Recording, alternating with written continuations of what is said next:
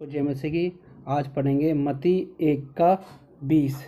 जब इन बातों को सोच ही रहा था तो प्रभु का स्वर्गदूत उस सपने में दिखाई देकर कहने लगा, हे यूसुफ, दाऊद की संतान, तू अपने पति मरियम को अपने यहाँ लाने से मत डर, क्योंकि जो उसके गर्भ में है वो पवित्र आत्मा की ओर से है। हालेलुया।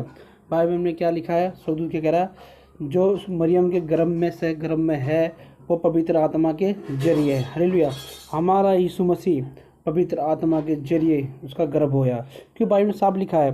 जब इन बातों की सोच में था तो प्रभु का स्वर्गदूत उसे सपने में देखकर कहने लगा, हे यूसुफ, दाऊद की संतान, तू अपने पत्नी मरियम को अपने यहाँ लाने से मत डर, क्योंकि जो उसके गर्भ में है वो पवित्र आत्मा की ओर से है।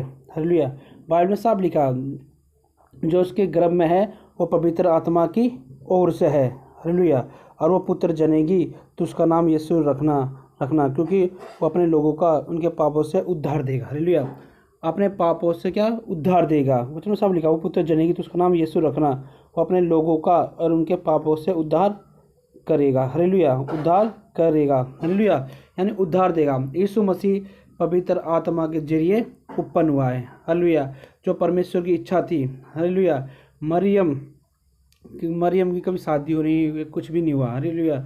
यूसुफ के साथ खाली उसकी मंगनी हुई थी, लेकिन परमेश्वर की योजना से, पवित्र आत्मा की योजना से वो गर्भ उसका ठहरा गया। उस गर्भ में से कौन? यीशु मसीह पैदा हुआ। क्योंकि वचन में साफ लिखा है, वो पुत्र जनेगी तो उसका नाम यीशु रखना, क्योंकि अपने लोगों का और उनके पापों से उद्धार करेगा। हालेलुया। क्योंकि ये साफ वचन में लिखा है, वो पवित्र आत्मा के जरिए से यीशु मसीह पैदा हुआ। हालेलुया। परमेश्वर की इच्छा से वो पैदा हुआ। किस लिए पैदा हुआ? ताकि वो अपने लोगों का पाप उठा सके। वो 21 में साफ लिखा है, वो पुत्र जनेगी तो उसका नाम यीशु रखना, क्योंकि वो अपने लोगों का उनके पापों से उद्धार करेगा। लेकिन आजकल लोग क्या पूछते हैं? यीशु मसीह कैसे पैदा हुआ, किधर से पैदा हुआ, कैसे पैदा हुआ? हालेलुया। कि बाइबल हमारी क्या बताती है? पवित्र आत्मा के जरिए से वो यीशु मसीह पैदा हुआ। हालेलुया। परमेश्वर की इच्छा से पैदा हुआ। इसलिए सारे भाई बहनों को, मसीहों को बाइबल पढ़नी बहुत ज़रूरी है। बाइबल का पता होना बहुत ज़रूरी है। बाइबल की नॉलेज होनी बहुत ज़रूरी है।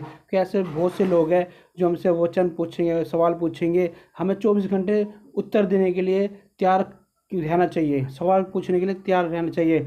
जो हमसे सवाल पूछे ताकि हम फटाफट जवाब दे सके, क्योंकि हमें बाइबल पढ़ने में सब बहुत ज़रूरी है। सब बहनों को, भाइयों को एक सलाह देना चाहता हूँ, प्रतिदिन बाइबल पढ़े और परमेश्वर में बढ़े, ताकि हमें वचन ध्यान रहे।